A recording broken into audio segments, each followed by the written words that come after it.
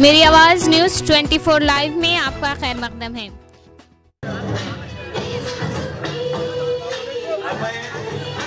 अल्हम्दुलिल्लाह के दरमियान में आ चुके हैं और चंद मिसरे कहूंगा कि जो बेकाबू हो उन पर भी काबू भेज देता है, जो बेकाबू हो उन पर भी काबू भेज देता है, और मिल्लत को कोई खतरा हो तो वो सैयद मोइन भेज देता है। जनाब शाकिर साहब, राशिद सिद्दीकी साहब को लाहे अमल तैयार करने के लिए, उनमें शऊर बेदारी के लिए और मुस्तकबिल में सियासी शऊर को पैदा करने के लिए ऐसे जलसे मुनक्कद किए जाते हैं। आज सरजमीन अर्दापुर की अवाम इतनी कड़कड़ाती हुई सर्दी के बावजूद ये जो सरों का समंदर है, ये इस बात की गवाही है। नरेंद्र मोदी ने अवामी जलसों से खिताब करते हुए कभी उत्तर प्रदेश की अवाम से कहा, तो कभी मिजोरम की अवाम से कहा, तो कभी बिहार की अवाम से कहा, तो कभी तेलंगाना, आंध्र और महाराष्ट्र की अवाम से खिताब करते हुए हमारे मुल्क के प्रधानमंत्री नरेंद्र मोदी और भारतीय जनता पार्टी के तमाम नेताओं ने अपने भाषण में यह कहा था कि जब हमारी हुकूमत आएगी तो अच्छे दिन साथ में लेकर आएगी। जब हम इख्तिदार में आएंगे और दिल्ली की गद्दी पर अगर कुर्सी को हम हासिल कर लेंगे तो महंगाई का खात्मा होगा। और यह भी कहा था कि काले धन को जो यहां से लेकर विदेशों में लोग गए हैं उसको वापस लाया जाएगा। हर एक को पक्के मकान, घर देने का वादा किया गया था और हर एक से यह भी कहा गया था कि 15-15 लाख रुपए हर एक के अकाउंट में आएंगे। और उसके अलावा भी सबके साथ सबके विकास की बात कही गई थी। लेकिन दुनिया ने देखा कि 2014 के इंतखाबात के बाद में जिस तरीके से नंबर्स और मेजॉरिटी के साथ में लोकसभा में ये लोग आए हैं, तो आज जैसे ही इख्तिदार को हासिल किया गया है तो इख्तिदार को हासिल करने के बाद में इनकी पॉलिसी चेंज होती है। जिन लोगों ने स्मार्ट सिटी की बात कही थी, जिन लोगों ने महिलाओं पे सुरक्षा की बात कही थी, जिन लोगों ने यहां पर आत्मविश्वास की और सबके साथ और सबके विकास की बात कही थी, जिन लोगों ने कहा था कि गरीबों को हक मिलेगा, विदेशों का पैसा वापस आएगा, और जो लोग करप्ट है, करप्शन करते हैं, जेलों की सलाखें उनके लिए तैयार है, वो लोग आज अपनी जबान से मुंह फेरते हुए नजर आते हैं। आज दुनिया देख रही है, हिंदुस्तान के अखबारात और न्यूज चैनल्स पर बार बार आज देखते हुए डिबेट्स में कभी हंसी आती है, कभी अफसोस होता है कि कैसे कैसे लोगों को इस मुल्क की अवाम ने इख्तिदार के कुर्सियों तक पहुंचाया है। आज मेरे भाई, सबसे बड़ा मसला हिंदुस्तान का है तो फिरका परस्ती का मसला है। आपको पता है कि 2014 से पहले इंतखाबात में जब पार्लिमानी इंतखाबात हो रहे थे तो भारतीय जनता पार्टी जिस जोर शोर से विकास का, डेवलपमेंट का, तरक्याती कामों का सहारा लेकर सामने आई है, इख्तिदार आने के बाद में सबसे पहले अगर किसी कौम को मफलूज किया गया है, अगर किसी कौम पर माशी हमला किया गया है तो आप और हम हैं। सबसे पहले महाराष्ट्र में अगर सत्ता में अगर नरेंद्र मोदी के हवारियों की हुकूमत, देवेंद्र फडणवीस की हुकूमत आती है तो कुरैश बिरादरी को कमजोर करने का काम, बेरोजगार करने का काम इस हुकूमत ने किया। और इससे बढ़कर बिग बैंग के नाम पर हमको बेरोजगार किया गया, और फिर बिग बैंग के अलावा दलितों के सामने जो जुल्म सितम किया गया, ये भी अखबारात की सुर्खियां देख रही है।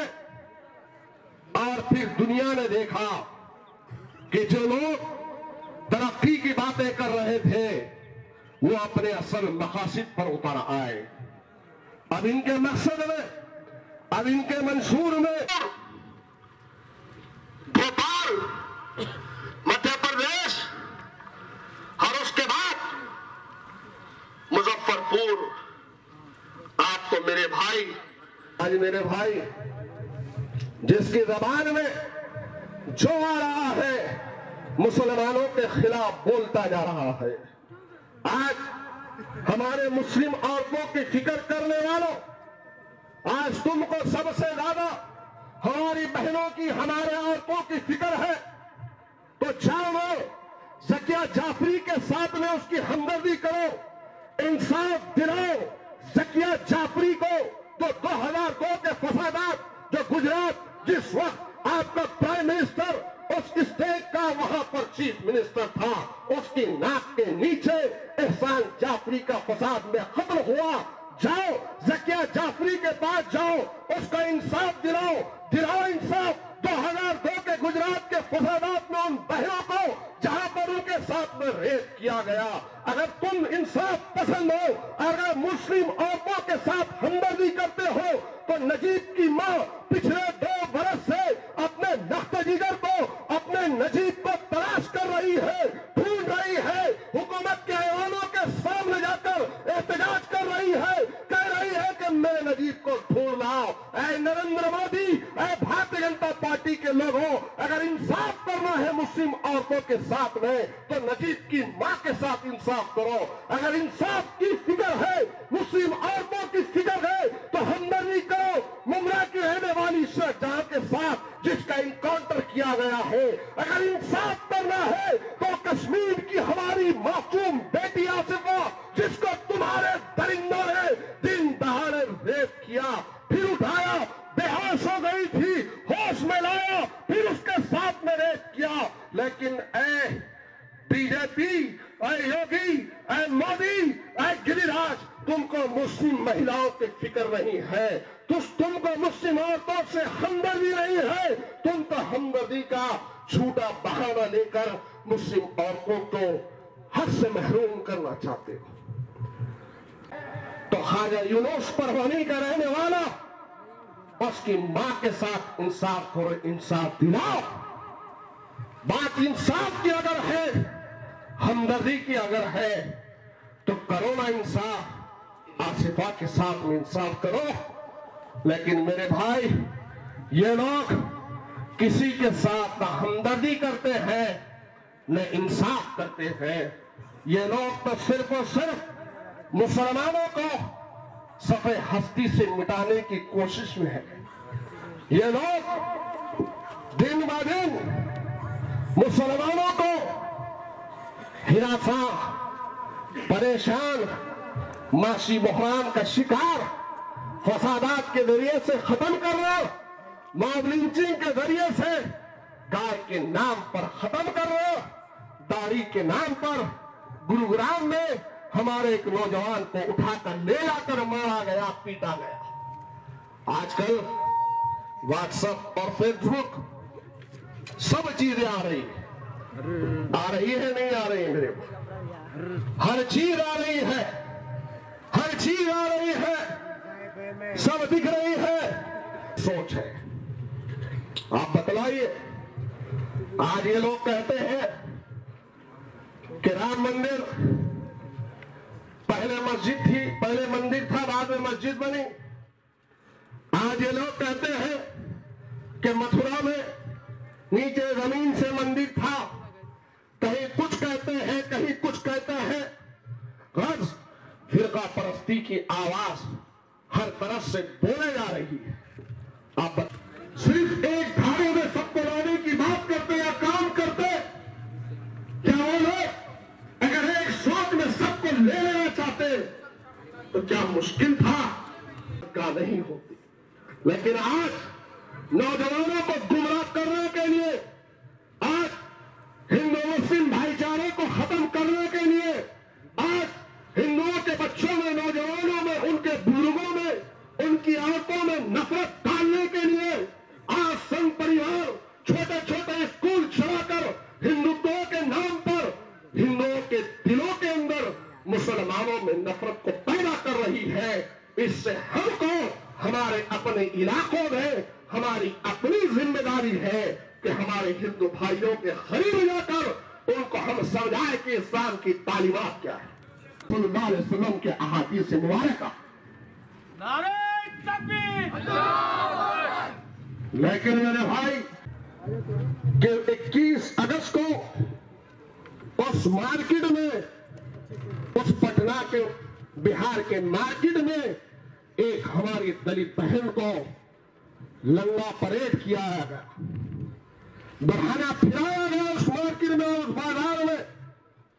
अरे तुम हमसे हमदर्दी की बात कर रहे हो, महिला सुरक्षा के ठेकेदारों, 21 अगस्त को उस दलित बहन के साथ में जो हुआ, क्या तुम उसको इंसाफ दिला सकोगे?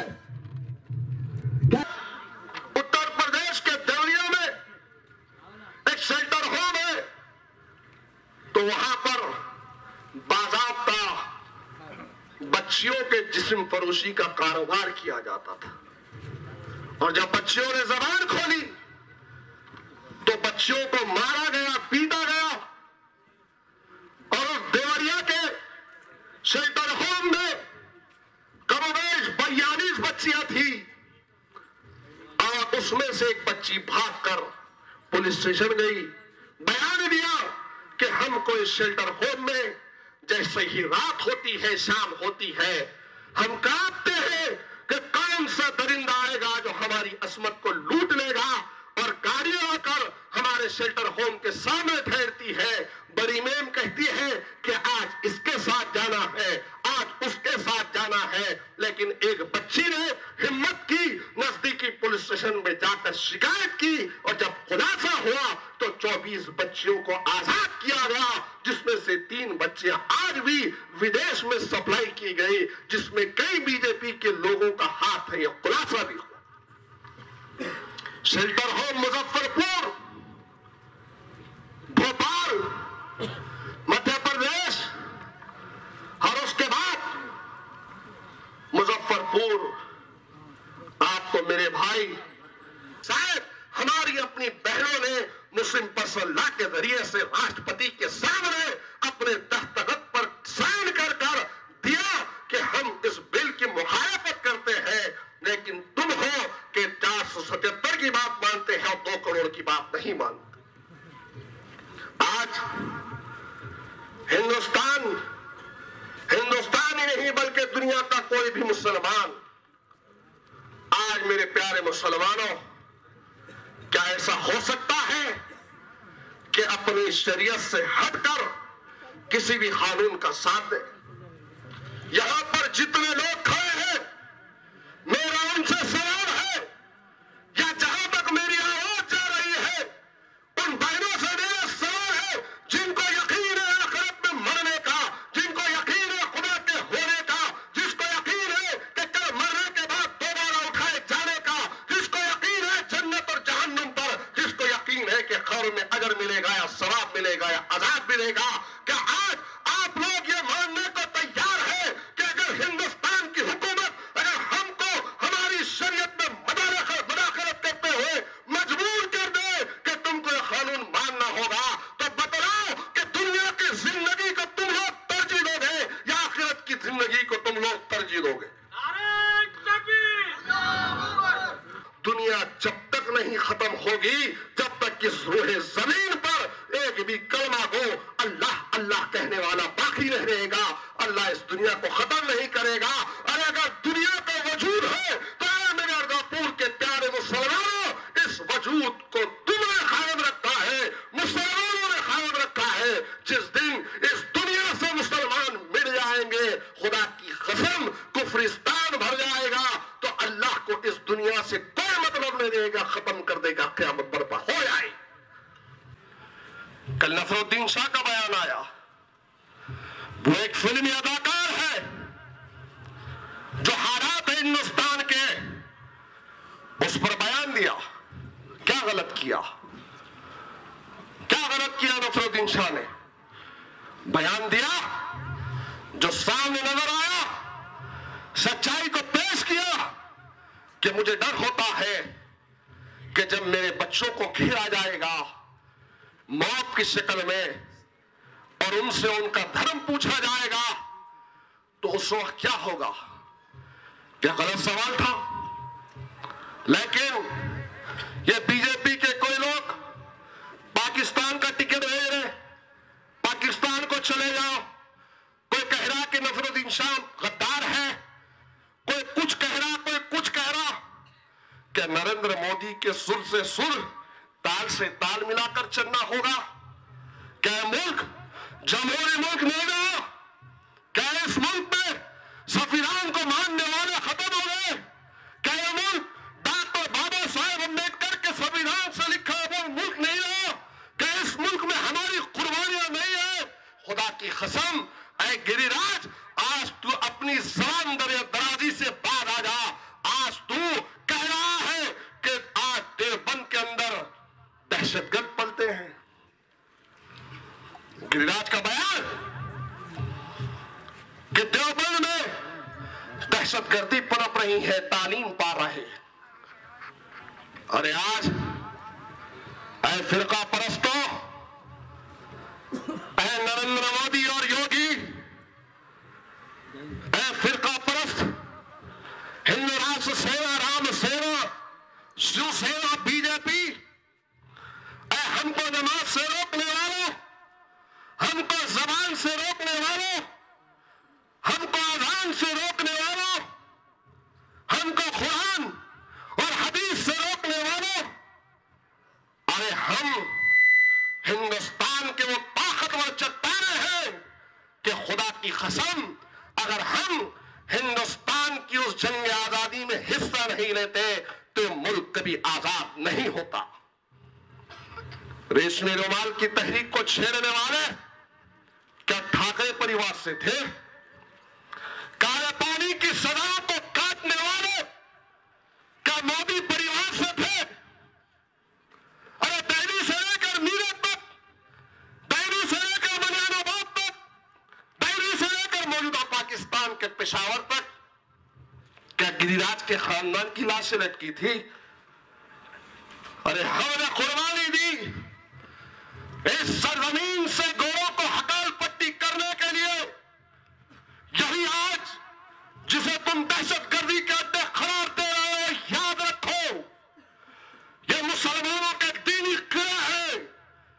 अरे हमको तुम कुछ भी कह दो, बर्दाश्त करोगे, लेकिन अगर हमारे दीनी मदारिस की तरफ तुम्हारी आंख बढ़ेगी या हाथ बढ़ेगी, उन आंखों को, उन हाथों को तोड़ने की ताकत हिंदुस्तान के मुसलमान गर्ज किसी पार्टी में हो, लेकिन बात अगर शरीयत की हो, बात अगर दीनी मदारिस की हो, बात अगर रसूलुल्लाह की हो, तो खुदा के वास्ते एक हो जाओ। आज हालात तुम्हारे मुखालिफ सिंध में है मुसलमानों।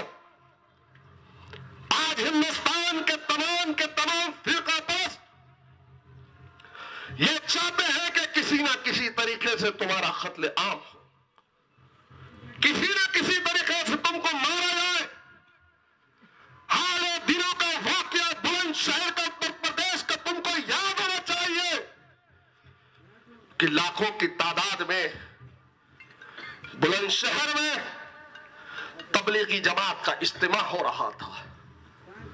उसके 35 से 40 किलोमीटर की मसाफत पर एक गांव है जहां पर यह फिरका परस्तों ने खुद ही गाय का कत्ल किया और हाहाकार मचाए, शोर मचाए, ताकि वो आग लगते लगते इस्तेमाल तक जाए और फिर मुसलमानों को मारने का मौका मिले। इन दरिंदों ने, मेरे प्यारे मुसलमानों, बुलंदशहर के उस गांव में जब पुलिस ने इनको रोकना चाहा, वो शहीद सबूत कुमार सिंह जो हिंदू है, लेकिन उसने कहा कि नहीं, ये गाय को मुसलमानों ने नहीं काटा है, मैं आप लोगों को गिरफ्तार करूंगा। अगर तुम लोग ज्यादा कुछ नाटक करोगे तो तुमको हिरासत करके जेल में डालो। क्या करे? उनको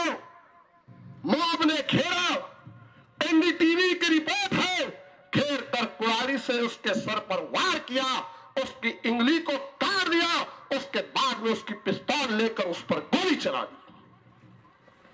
शर्म हो गई मेरे भाई, शर्म आनी चाहिए। एक ऐसा स्टेट उत्तर प्रदेश जहां के रियासत का इस योगी को सीएम बनाया, वहां की अवाम ने, उसका बयान क्या आना चाहिए था।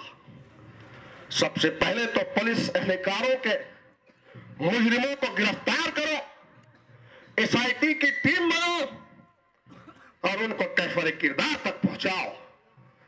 लेकिन इससे हटकर उत्तर प्रदेश के सीएम का बयान आया, कहा कि वो मौत को सब आजू बाजू रखो, सबसे पहले गाय माता को किसने काटा उसको तरजीह दो, उनको पकड़ो।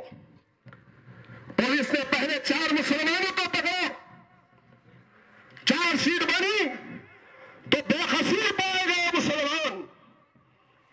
मेरे भाई, आज ये सूरत हाल इस मुल्क की बन चुकी है। अपने पास का भी चौहान कुछ बोलेगा, लेकिन किसी एक को, आप सब तो टीवी देख रहे थे होंगे, माशाअल्लाह देख रहे थे, जोर से बोलो, सर्दी से जबानें काम नहीं कर रही। सब देख रहे थे ना, सब देख रहे थे। कहीं चौहान नजर आया? चौहान और चौहान के गुलामों से मेरा सवाल है कि चौहान के हित में नारे लगाने वालों, मुसलमानों को जाकर घरों पे दस्तक देकर चौहान के हक में वोट डालने वालों, तुमसे मेरा सवाल है कि क्या कल शिवाजी नगर पे जाकर ऐ गुलामों चौहान का गिरेबान पकड़कर क्या तुम बोलने की ताकत रखते हो कि तलाक सरासा का बिल आया था और तू खामोश क्यों था? 14 के मोदी लहर में सबने मोदी का साथ दिया, लेकिन यकीन के साथ कहता हूं, फिरका परस्ती को बाजू रखकर मुसलमानों ने चौहान को तरजीह दी ताकि हमारे लिए कुछ जाकर बोलेगा। आपको मालूम होना चाहिए, महाराष्ट्र के पार्लियामेंट के इंतखाबात में 48 में से सिर्फ 2 सीट कांग्रेस की आई, जिसमें से एक नांदेड़ की अशोक चौहान की आई थी। सही कह रहा हूं, गलत कह रहा हूं? किसी नुमाइंदों को नुमाइंदगी करने अगर भेजा जाता है तो आपके आवाज बनाकर आपके हक में आपके मसाइल की तर्जुमानी के लिए भेजा जाता है। लेकिन चौहान कहीं नजर आया? नजर आया? अरे आज बल्लिया उज़मा में 73 सीट पर हमला, 73 नशिस्तों पर हाबिस, और चौहान के गुलाम बड़े जोश खरोश में आतिशबाजी किए, ढोल ताशे बजाए, लेकिन मर्द को जेल में रखकर जीते हो। आइंदा इंतखाबात में तुम्हारे सामने रहूंगा, फिर देखेंगे कौन जीतता है कौन हारता है, इंशाअल्लाह ताला।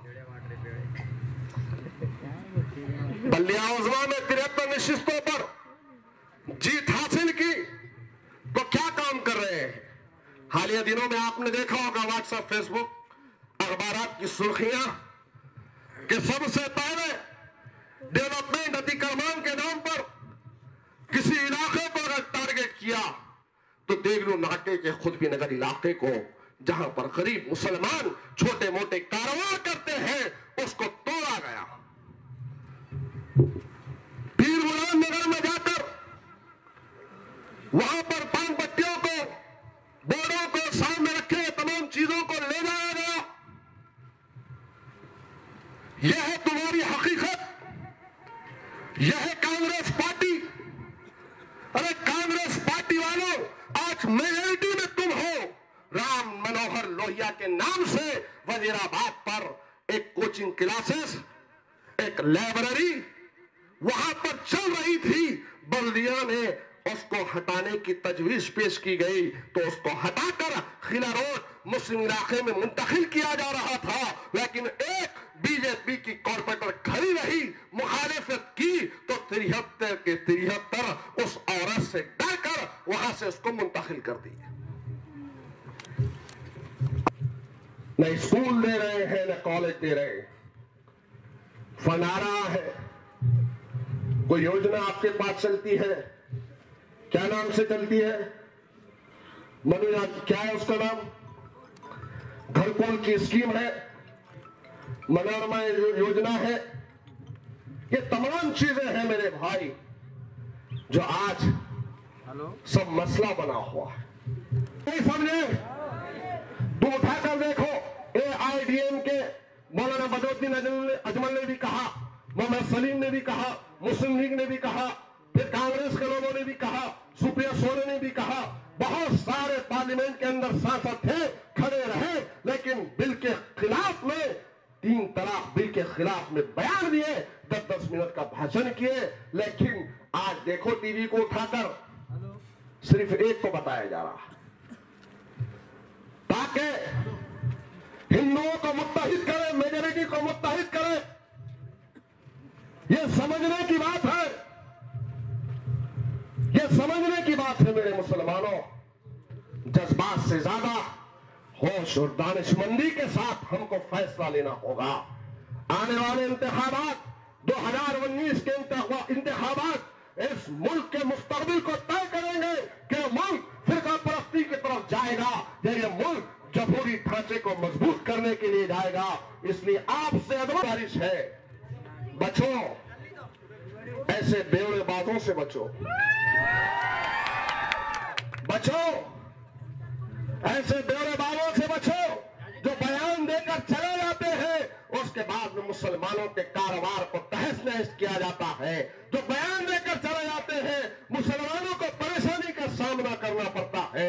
जो बयान देकर चले जाते हैं, मुसलमानों को निशाना बनाया जाता है। सही है गलत है मेरे भाई? इंशाअल्लाह फिर आऊंगा। इतनी सर्दी के बाद इतनी देर तक खड़े रहकर इस मजमे ने मेरी बात सुनी। खुदा के लिए मेरे भाई, आने वाले वक्त को पहचानो और आने वाले वक्त में सही फैसला लो। सेकुलरिज्म को मजबूत करो, समाजवादी पार्टी का साथ दो, अबू आसिम आजमी साहब के हाथों को मजबूत करो। वाक़िल दावाना अनिल हम्दुलिल्लाहि रब्बिल आलमीन।